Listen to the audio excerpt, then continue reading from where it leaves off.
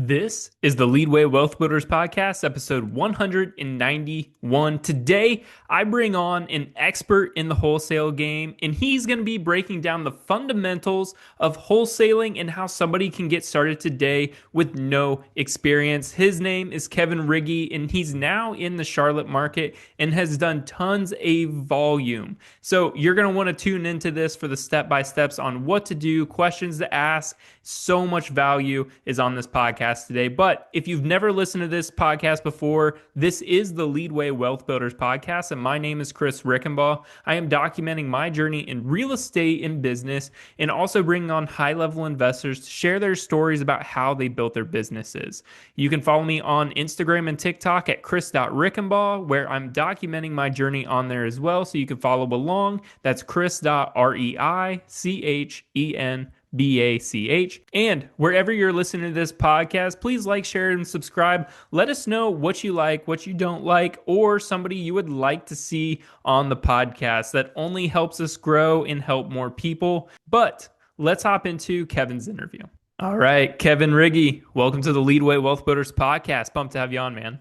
My man Chris, so excited to be here. Thanks, man. I really excited, pumped, and can't wait to just get into it and add some value, hopefully. I know you've had some amazing people on recently, so just blessed to be a part of that team as well. Yeah, absolutely. I had a couple of different people connect me to you. They're like, hey, man, you got to have this guy on. Hey, man, you got to have this guy on. And I actually DM'd you.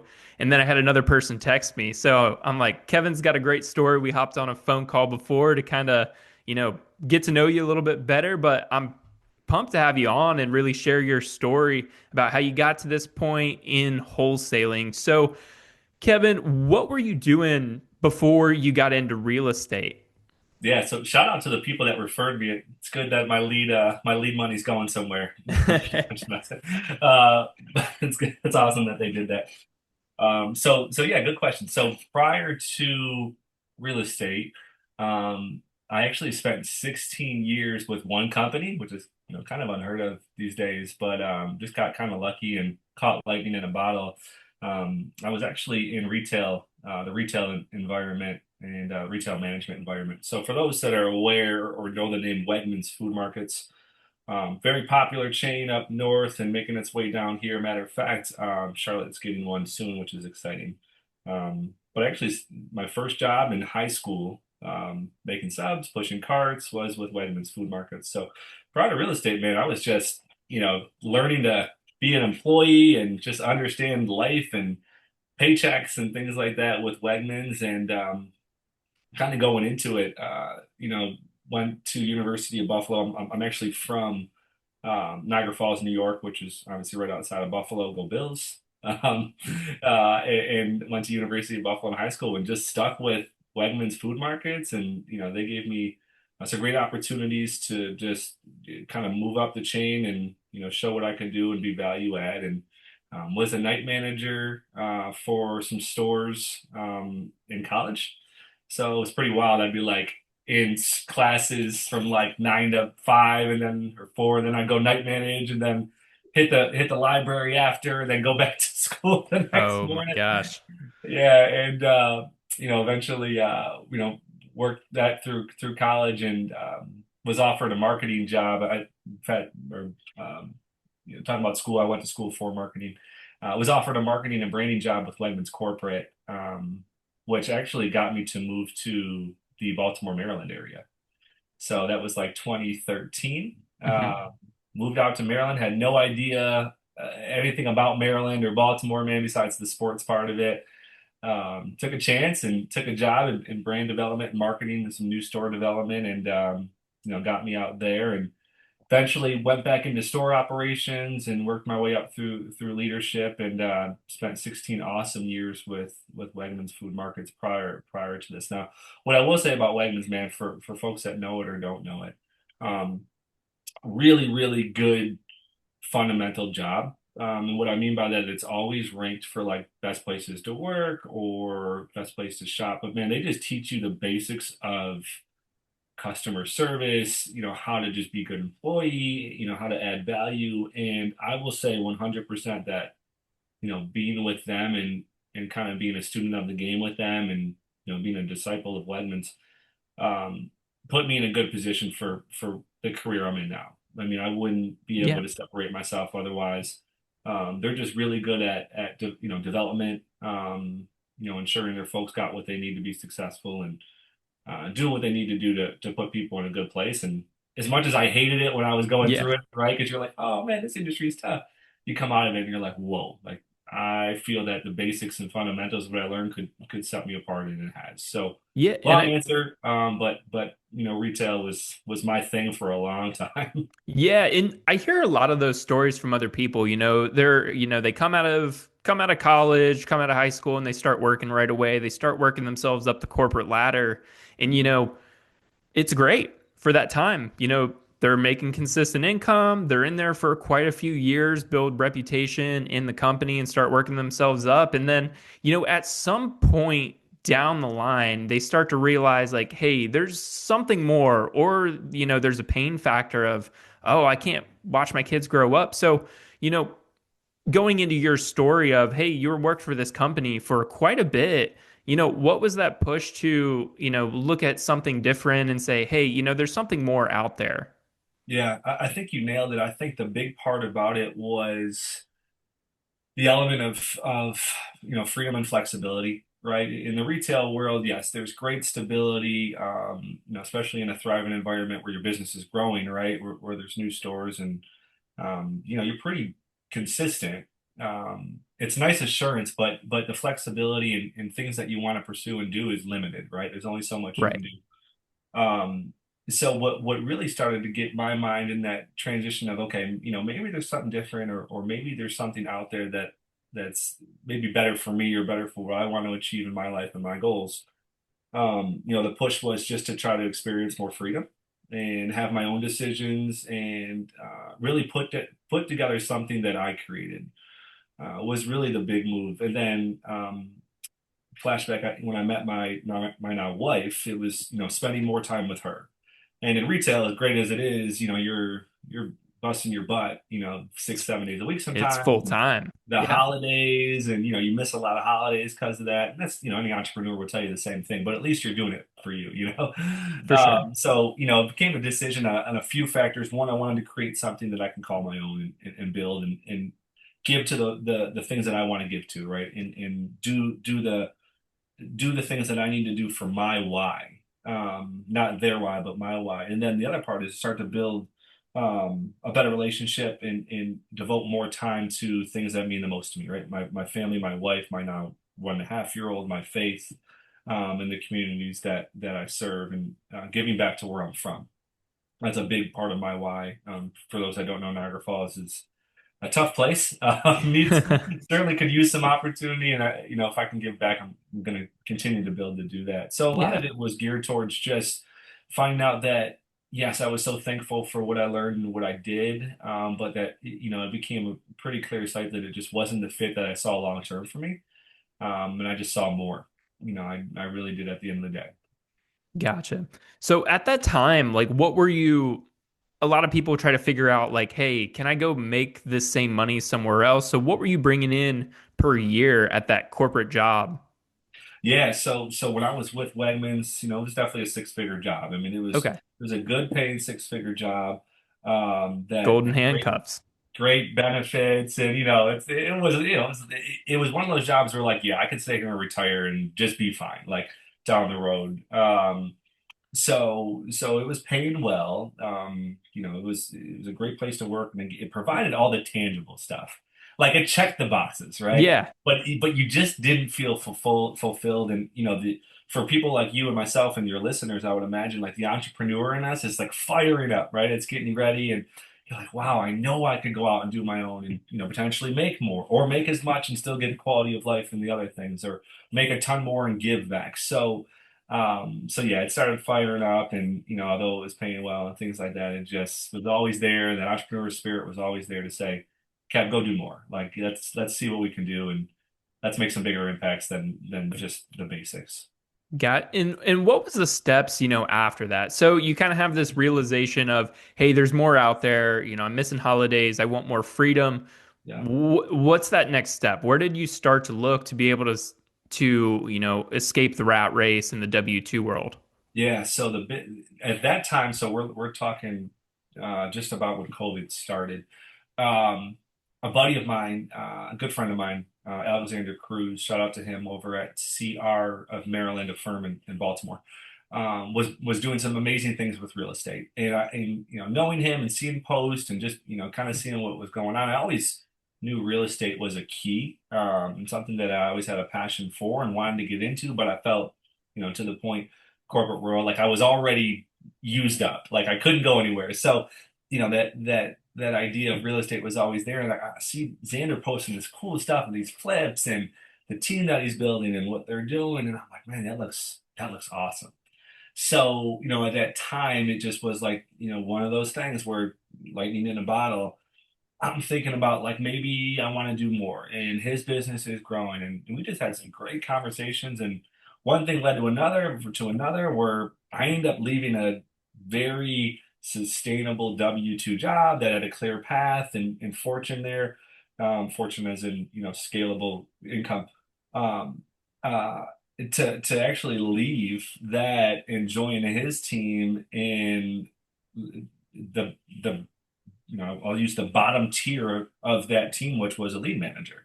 So I'm leaving this awesome, sustainable, good paying, uh, you know, uh, role, which Yeah. had a very clear path of success to, the basics of real estate with the intention that I was going to help apply what I've learned to this business to help them grow, be value add, but in return, like just get in the weeds of every step of the process of their business. And their business was Right. very much buy rehab, buy wholesale, turnkey providing, property management, and construction, right? They had the whole thing, they had the whole wheel. And I was like, well, only one way I'm going to learn, right? I need to get in there. I need to get in the weeds. So, dude, I just said, you know what? I'm willing to take a big pay cut and, learn this business and just kind of buy back my time, Yeah, and absolutely. just get on the phones. Like I was just getting on the phones, setting appointments, having awesome conversations with sellers, and some very, very deep conversation with sellers, and having the ability to learn from Alexander Cruz and their team about what works, what doesn't, and get in the rooms like I probably shouldn't have been in, but I was just a fly in the wall with these other huge investors that they had networked with and just be a sponge. So I left, that job. I was helping to manage 400 employees to just me and talking to one-on-one sellers and just like navigating through conversations, and then really learning the fundamentals of the sales side of how to build trust and rapport fast on the phone when it comes to real estate, how to set appointments, speed the lead, what questions are important, what questions are not, and set up that next stage, which would have been the acquisition and managers for success, right? So, Hmm. dude, I just took a giant leap of faith, right? I was ready to leave. We felt comfortable, my wife and I, that we were good financially, that, if this didn't work out, we could figure out what was next. Yeah. But put my faith in that I could do this. I know that I can do this. And I got a great support system, behind me to push me in the right way. So, yeah, man, jumped ship, left the complete industry. I never even knew what the language was. I had to, learn all this new language of real estate and, what these meant and what these sources meant and how they worked. And dude, just be ready to just dive in. And that's what I did. So I literally left, took another W-2 job with commission as a lead manager, got time on task talking to sellers about their Hmm. properties, got really good at that, eventually took on their marketing, and then eventually got in their acquisition manager's role, helped them in their sales process, and just tried to be value add to that organization. And dude, I just learned so much, like so Yeah. much. And the good thing is they were producing, 150, maybe to 200 leads a month. So like and it was just me as lead manager, my time on task or the consistency to be able to just try new things and find different ways to dig motivations just became one of those things where like one step back to go two steps forward. Because having that ability to talk to that many people so frequently about how to do this process was like the biggest blessing. Set me up completely for where I am today. Yeah, that makes So, sense for sure. So, mhm. yeah, it sounds like being able to talk to people is really something that was really comfortable for you. So, that probably comes a lot from your first job. But have you ever taken the DISC assessment to see whether that's like one of your strengths or something you had to learn? 100%. Yeah, they put us through disc assessments, especially at Wegmans. I am a people person, if you probably can't tell. Like, Oh, I put me can in front tell. of people. Yeah. Like, yeah, like put me in front of people. Let me just have a good conversation. If I can get paid for that, that's awesome. And that's what I found. So, yeah, I found that what married well was just that passion to just, like pull out and dig deep for information and relate and try to build trust and rapport and just, find the fit, but also be transparent. That's one thing that's always been a part of who I am. Like, with these sellers and some folks that are going through things, like if I can't be a fit, I'll tell them I'm not the best fit, but I may be able to help guide you in the right direction, even if it's not me. So yeah, so those fundamentals of just the basics of call it quote unquote customer service is like it's an automatic. It automatically sets you apart. Good listener, willing to ask the right questions, willing to relate it, as best as possible and to pick up on, social cues or verbal cues and, have the right script in place to get the right info from a sales perspective, man, that put me in a really good spot to be successful in doing that, man. It really set me up. Yeah, and then breaking down that process from beginning to end, because like you said, you jumped into a different industry, but you're also doing a lot of those same things. So for the wholesale part, there's acquisition and then there's disposition. Mhm. So when it sounds like you were a lot more on the acquisition side where you're having a lot of or you're on the phone a ton with those sellers, learning what they're asking, how to be able to navigate through this. So, what was that your main part, or were you acquisition, disposition, and everything in between learning that whole business? Were you in one little part? Yeah, good question. So started at that one little part and then eventually took on the whole thing.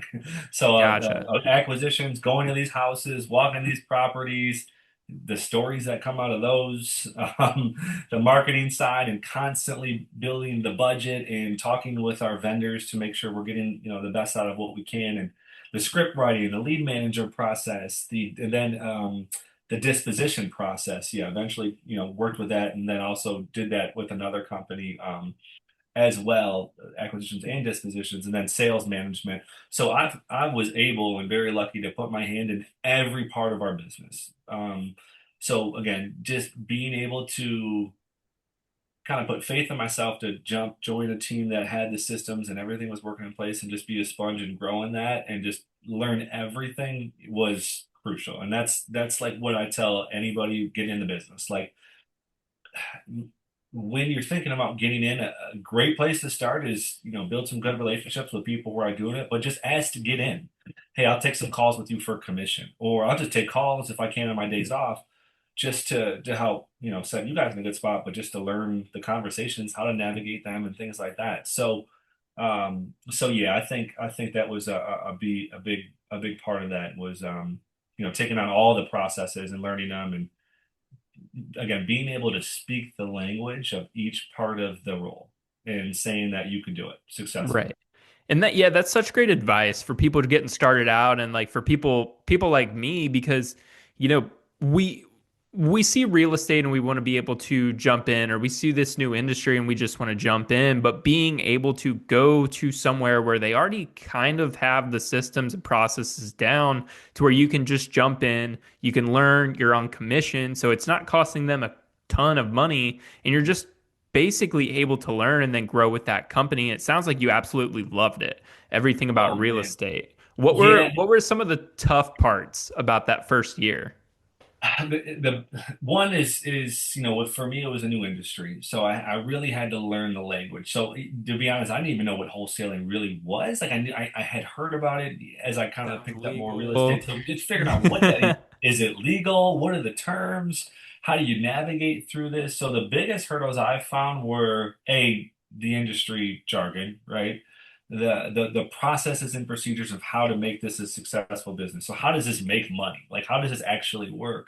And then the other part of it was the sales process. like you got to be able you're not you're selling your service, right? But you're not like, I'm not selling IT equipment, or I'm not selling car parts to AutoZone. It's selling your solution.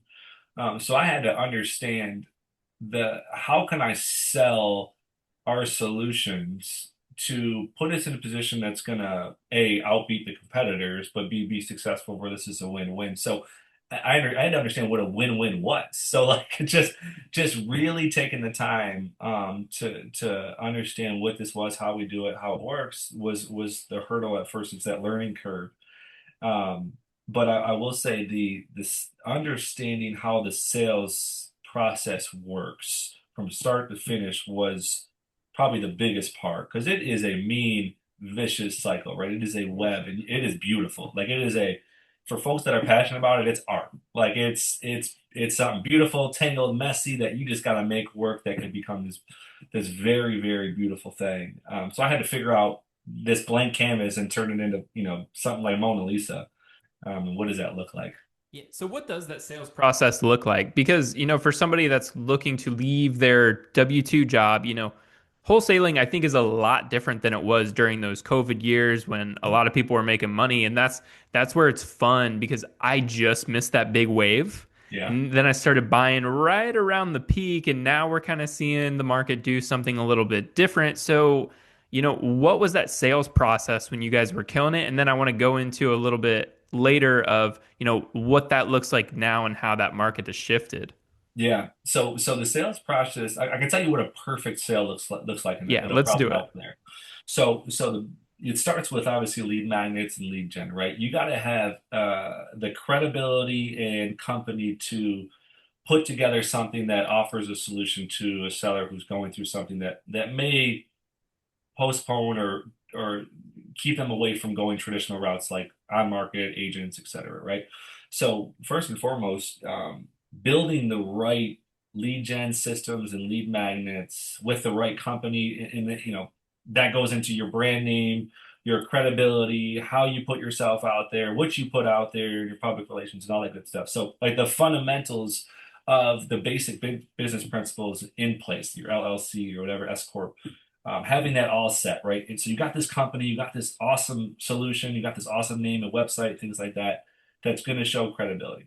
You've then found the right channels, lead channels for marketing, that are going to capture and draw motivated sellers to you. So you got to be able to navigate how am I going to do that? All right, I got this cool shiny thing. How am I going to drive it? And, what am I going to do with it? So then, the sales process, you got the company. Now you got to figure out how you're going to draw folks in to even listen, right? So you got to find those marketing channels. Is it outbound text and outbound call? Is it direct mail? Is it pay per click? Search engine optimization? All these different ways. What's going to work effectively and efficiently for me based on my budget and my time that I can allocate. Because these new folks might see on wholesale YouTube's like, yeah, you can do $1 million if you just assign this, but like, how are you going to be able to do that? You got to be able to actually understand what that looks like.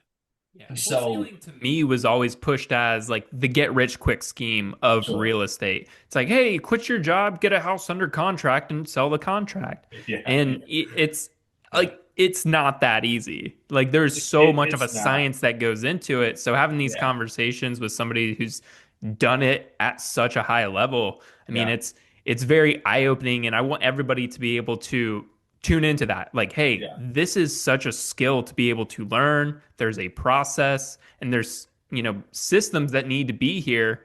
But Mhm. it's like you can get started, but it's not quick money. Yeah, you nailed it. And the other thing is, you might have $100,000 wholesale fee in front of you and have no idea that it is. You can go. Some folks always say, "Well, man, I got the hustle. Man, I'm going to go knock on every door that I can that looks vacant." That's great. Like, it's probably going to be a waste of your time because an opportunity might present itself and you might not have no idea that it's there. Yeah. So, is it a good use of your time? Probably Practice not. practice makes perfect, but that's not really true. It's perfect practice Yes. makes Yeah. perfect. And Yeah. that goes into the sales system, the sales process. So you got this company, you got these lead magnets, and then once these folks, these people have identified you as a possible solution and have took the commitment, whether you reached out to them or they reached out to you, to say, hey, we can help, and they're willing to listen. You got to have the right script. You got to have the right um, sales process in the conversation to say, I got to dig out some motivation. We're going to have some tough conversations, and you got to have speed to lead. Sure, you could pay this money, get all the lead sources, have everything that looks good, and that lead comes in. If you wait a day, your chances of completing that sale just diminish. Speed to lead. So you got to have the right process to say that lead comes in. I have to call them right away. They don't answer. I call them again, leave a voicemail, send a text, or send an email. 12 o'clock, I'll send the same whole repetition. 4:30, I'll do the same thing. And then you got to have that on a sales process. What if they don't answer then? Well, then the next day. So, speed to lead and constantly following up on that particular lead is a part of the sales process. Now you get them, then what? Okay, well, you got to make sure you answer the right questions and talk about that to make sure you're a good fit. Because the end of the day, you might have the conversation and you find out, yeah, I just don't think we're the right fit here. Either it's one of those situations where you just bought it 3 months ago and it's worth 500 and you want 550. I'd be wasting your time if we met up and talked about it. I can put you in touch with a good realtor, Hmm. but I wouldn't be a good fit. So you got to identify when you're a good fit, right? So Yeah. you got this process again, companies in line, you got all the lead magnets, everything looks hot, you got the right lead funnels and marketing techniques. Because at the end of the day, the most important thing to remember for any wholesaler out there, you are a marketing company. If you are specifically wholesaling, you are a marketing company. Your job is to find help motivated sellers who are going through something that you could provide help to, and in return, give an investor a really good opportunity to be profitable on. That's your job, right? And that's all we do. That's how we have to look at things. So again, we've identified a motivated seller that we can help through the right sales process and questions, right? And then we get an acquisition manager there as soon as possible. Like if I'm on the phone and Chris, you reach out and I call you the second and we talk.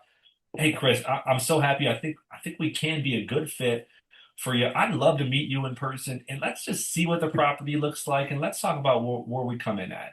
Hey, are you available maybe in the next 30 minutes to an hour? And start with trying to get there as soon as possible and set that appointment. Speed to lead is everything in this business. It is everything.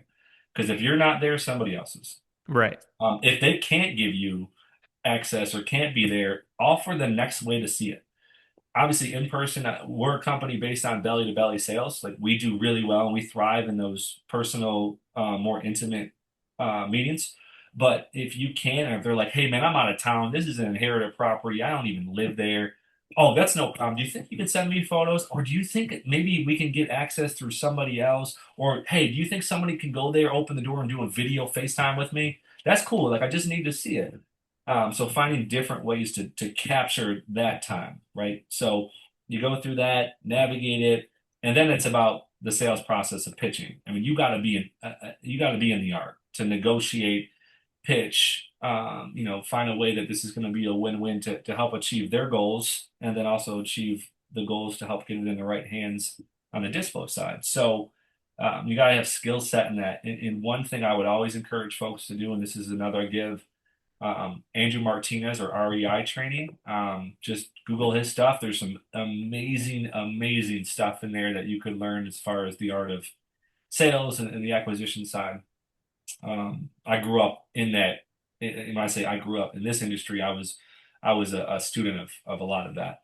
Um, Yeah. So breaking down some of those sales processes, because when people get on the phone, it's not the actual hey, I just need to get on the phone. It's like I can start calling. I can yeah, go on Zillow, I can see a house that needs work, and I can start calling. But where people get stuck is, hey, what do I say? So what are two or three questions that you're asking a seller? It can be let's just say you're going direct to seller.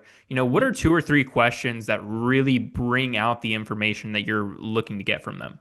yeah. I think the most important thing folks got to do is set the stage first. Hey, listen, this is Kevin with Fast Forward House Fires. I saw your property online here, and I'm interested. We've actually done some work over there. I was hoping maybe we can just have a quick 10-minute call. I'd love to learn about it and maybe see if we can be a fit. Does that sound okay to you? So setting the stage. This is a call to just see if we can be a fit. I'd love to learn about the property. I'd love to learn about your goals, and let's see what happens. So setting the stage, 10 minutes. So they know what they're signing up for, right? Because if you call me and you're like, hey, Kev, hey, let's talk about your property. Well, how long is this going to be? Like, what do Yeah. you really want to know? So just, set the stage. And then the questions you really want to get into, if it's something you could view online, then it may change. But the two biggest things is, hey, I'd love to learn just the simplicity of the condition of it, maybe some things you've done to it, maybe some things you haven't that need to be done. And then I'd love to learn about your goals and let's see if our goals can align. Does that sound okay? And then, you're going to the basics. Let's start here. Hey, do you own this property or is this a family member's? Like, is this something you own yourself? Well, yes, I do. Okay, great. Do you live in it or, is it occupied or is there tenants? Well, it's a rental property. I had tenants in there. Oh, okay, got it, got it. So it's vacant. Yeah, okay. What was the lease? And then you're getting the lease terms, right? What was this rented for? Like, okay, great, great, great. Well, how long have you owned it for? And that's going to help you in the back of your mind learn equity, right? Oh, I've had it for 30 years. You're like, great. It sounds like you likely have some equity in the back of your head. This is good. Or I've had it for a year, and your mind's probably like, okay, well, maybe they bought it at a good price, put down a ton of money, or maybe it's just they don't have any equity in it. So you want to ask questions, the basics, right? And this also helps them get comfortable. You're not diving too much into the tough questions yet. Then you're verifying the basics. Okay, just want to make sure MLS says it's a 4 bedroom, 3 bathroom. Is that accurate? No, it's actually a 4 2 and a half. Oh, okay, cool, cool, cool.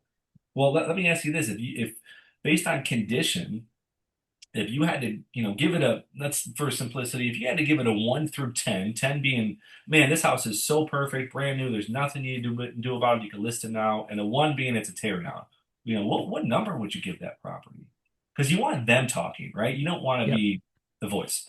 So you want to go ahead and let them kind of open up. Oh, I'd give it a 4, or I'd give it a 7. I'd give it a 10. Oh, why would you do that? Oh, okay. Well, you did this, this, that. Oh, okay. Good, good, good. Well, what about the major stuff? What about the roof?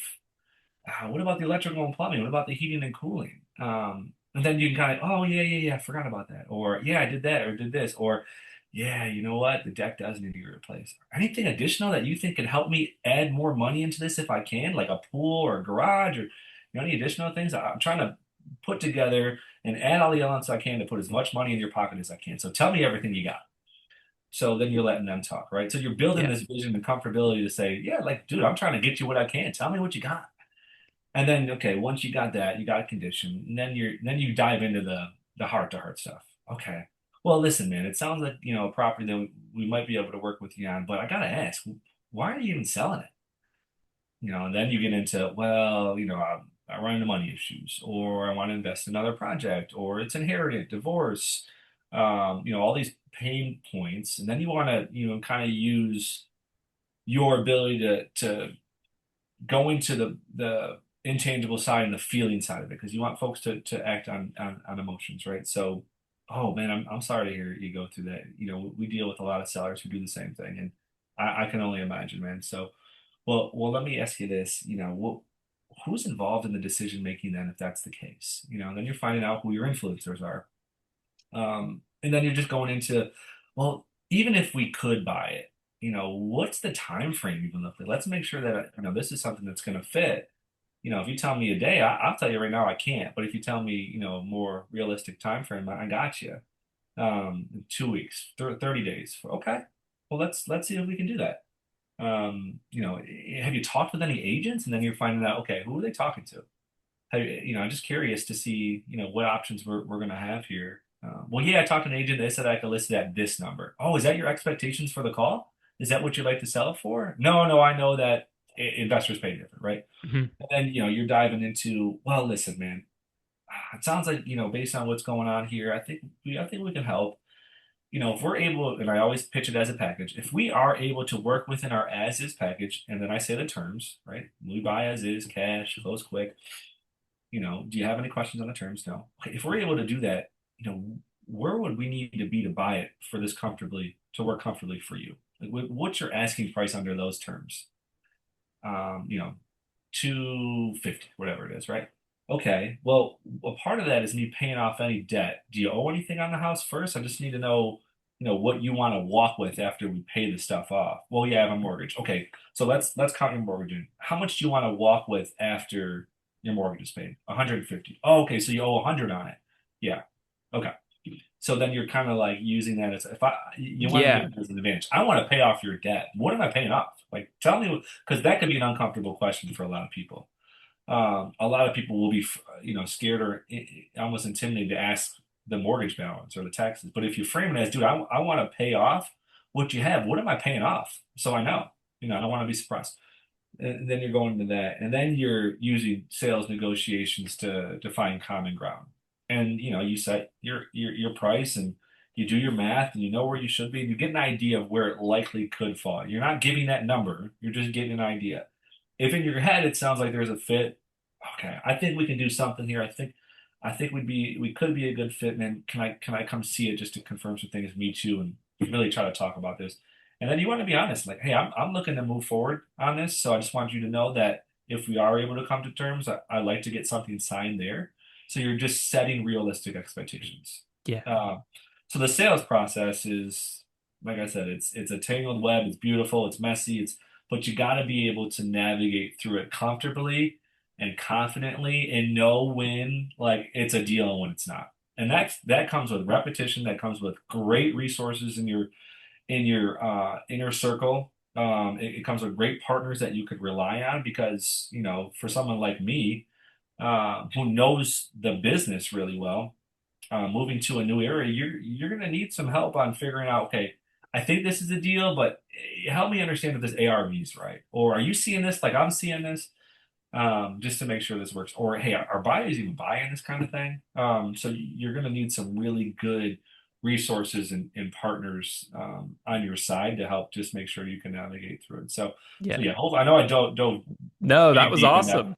Yeah, That I was know I. awesome. That's exactly what I want because, being able to, for me, listening to podcasts, reading books, I'm able to take that idea, whatever I just learned, and I'm able to go implement it today. So when somebody listens to this podcast, hopefully it's going to get tons of listens because what you just described there and, over the past like 15 minutes, you were able to give your entire sales process, what you're looking for, questions. And one big thing that I want to point out is the tone of voice that you're talking to the seller with, because sometimes these people are in distress and you have to match their tone and, feel sorry. And, if you go back and listen to that part there, you're able to listen to when Kevin is talking and matching the tone of voice to exactly what they're saying. So, no, that was perfect. Go back and listen to that 15 or 20 minutes. Yeah, That was you nailed awesome. it. That Yeah. tone of voice thing, and then again, you got to be a good listener at the end of the day because you're again going back to the base of wholesale. You are a marketing company. Can I sell this product to another investor and still help by selling my services to this seller with what they're going through? So like, and that's the one thing for folks that are maybe have a bigger business and have like lead managers or virtual assistants, like always just tune in to make sure they're just not checking the boxes. Yeah. Because if they are, the next person's going to do this and they're going to build better rapport and they're going to feel more comfortable. Because I've actually gotten deals numerous times where folks will say, yeah, I was offered more, but I felt more comfortable with you. Or I had this lady I'm working with now who literally said, hey, after speaking with you, I've actually told investors I don't want to work with them. I want to work with you. So you're able to build a personal connection. You're human to human. You're going through something. I have a solution. Let's figure out where it fits. I also got to be able to speak the Yeah. language to the buyer on the dispo side to say what I have that's valuable to them. So yeah, you want to match that. You want to find motivation. You want to find deal killers. You want to find urgency. You want to find pain points, and you want to be able to know how to uncover those and ask the right questions, but also how to get over those hurdles. Oh, For you sure. talked to an agent. Okay, man, that's good. That's good. Hey, what did they say? If you don't mind me asking. Or you had it listed 6 months ago. Oh, okay. I see you had it listed. What was the feedback you got? Because I know it hadn't sold yet. Is that your asking price now? And then like, when you're asking motivation or influencers, the easy question is who else is involved in the decision-making process that I need to maybe be aware of so we can all hop on a call together just so I make myself available. Because Hmm. you may find out this guy wants to sell, but his wife doesn't. Or this guy inherited the property, the sister and the brother have way different opinions. So you got to find every piece out so that you could either try to get over those hurdles on the call or put the next person in a position where they could overcome them. So if you're a lead manager and you get this information, and you know there's something there. Hey, Chris, when you go on this appointment, just be aware, man, there is two other inherities. We've asked for them to be there at the appointment, but they're going to also be involved, and you're going to have to, really get everybody on board. One wants money, one wants speed, and one doesn't want to sell it all. So you got to Yeah, be able to make it. Hey, it's hard enough to get sellers on the phone alone. So make the best time of it that you can for in sure. in an efficient and effective way. Don't No waste doubt. time. Well, You talk with awesome. sellers for hours. I've talked with sellers for 5 minutes. Still got deals done. Again, understanding who your seller is and what they want out of this whole thing is important. That's awesome. That's awesome. And so make sure you go back and listen to that part because it's really step by step on what Kevin just broke down. But Kevin, I want to get back into, your story a little bit, kind of to where you are now. So you worked for that company, a little bit out of COVID, and now you've moved to Charlotte to do your own thing. So how are you able to take what you learned there and what you were doing, and now you're starting in a whole other city area, learning the market again. So how have you made that transition? Yeah, that's a great question. So what also helped is as I became more routine and experienced in this industry, I actually started buying properties out of the sales that I was acquiring for the company. So what was great about the company is I had an opportunity to buy these properties with a Nice. wholesale fee. That's so cool. So I was able to buy, I've already known about them, and I was able to leverage and learn more about the investor side. So I started flipping houses in the market that I was in, Baltimore, and started an LLC and a company there where I started buying even other properties on market, off market from other wholesalers. So I also had them in my background, right? So I was lucky.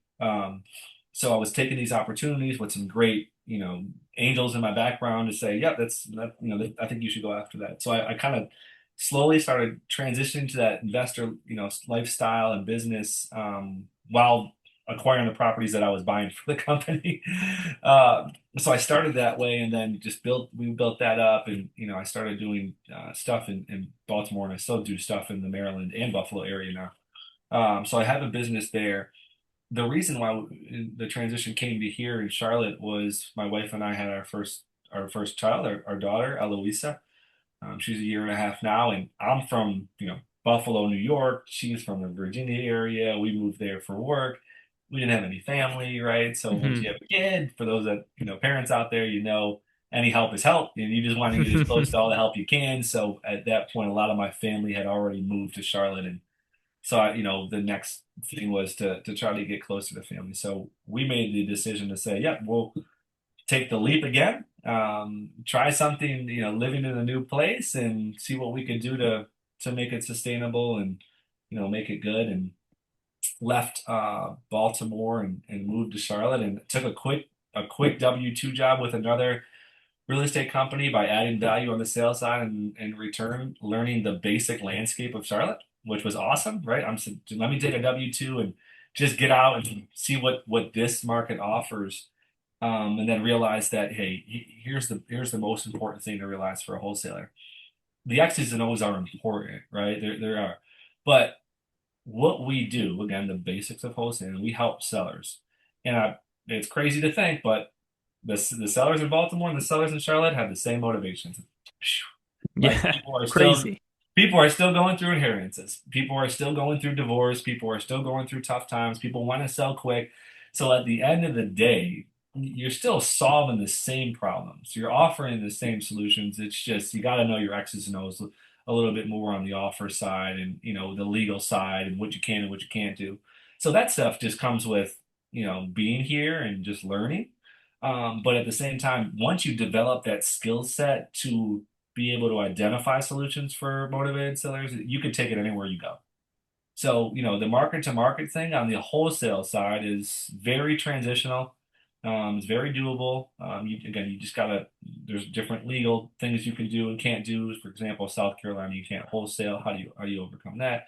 North Carolina has, the grace periods between, um, foreclosures that Baltimore doesn't. So you got to know you still got to be finesse and dangerous when it comes to the X's and O's. But the most important thing is being comfortable and confident to still help sellers who need help. Right. Yeah. So transitioning was a lot, and I say this, and quote unquote easier than I thought. Because when I was like, oh yeah, what am I talking about? There's there's no new motivation that lives here. Yeah, it's You all know, the same stuff. there may be a new language, and I gotta kind of give it a little twang when I talk to some folks, Yeah, and that's Southern slang. Yep. and Oh go yeah. through how I pitch and how I go through these, and I'm not dealing with row homes in West Baltimore anymore. I'm dealing with single family homes and well and septic. So you gotta be dangerous enough to be able to understand that. But no, the shift in markets is with the intention. If you have the right intention to help, then it's transitional. Yeah, that's awesome. That's such a great way to end. So with all of that being said, you've transitioned to the new market. You've been in it here for a little over a year now, Yeah. and then so what's the plan going forward? Like, where are you at right now? Yeah. What are you excited about that's coming up in the business? Oh man, I'm excited. So I launched a business here now. It's called Fast Forward House Buyers. That's FASTFWD. House Buyers, a full wholesale company, and we just been growing and scaling quick. So what I was able to do was apply everything that I learned over the course of time with everything, right? Acquisitions, marketing, and just put it under my own name and the goals that I had. And again, from the discussion earlier, start to put my vision in place for what, my family and I and what I want to achieve with this business and who I want to help and things like that. And man, it's just what's next is just scaling this thing. And we've been growing and growing, growing fast. Proud to say that, the course of a year and with Fast Forward that we're hitting some really good numbers quick and trying to build out, the team and, what we have. And, year one's great. We got some great financial goals that we're hitting. Year two is going to be even bigger. We're going to, probably take on a little bit more creative strategy in terms of exit strategy as opposed to just, dispo and wholesale. Hmm. That's another thing is being able to identify when a deal is a deal, even if it's not a wholesale deal. So creative financing, seller finance, sub two, you got to be able to speak those languages, and we do that well.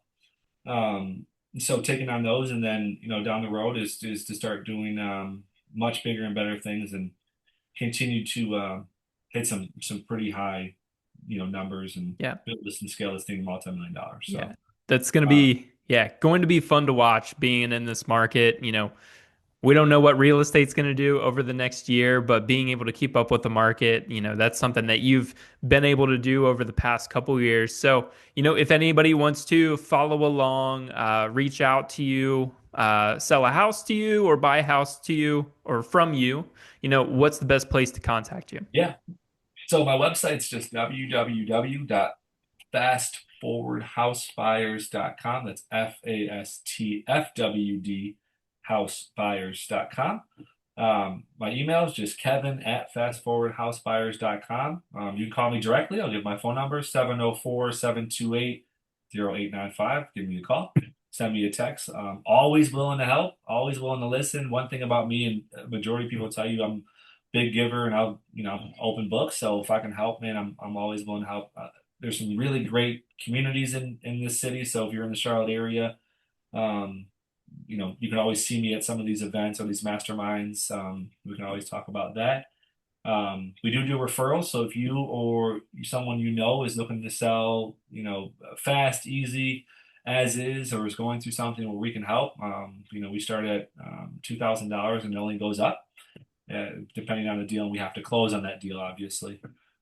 So we do offer referrals. So if there's an opportunity we can help, and somebody, we'd love to give it a shot and see if we can be a fit. If we're not the fit, we'll give you the best feedback we can give you to point you in the right direction. So yeah, so give me a holler. Follow me on social media. We have Fast Forward House Buyers, and my personal Instagram handle is just Kevin Riggi _buys houses. Give me a follow on that or shoot me a message.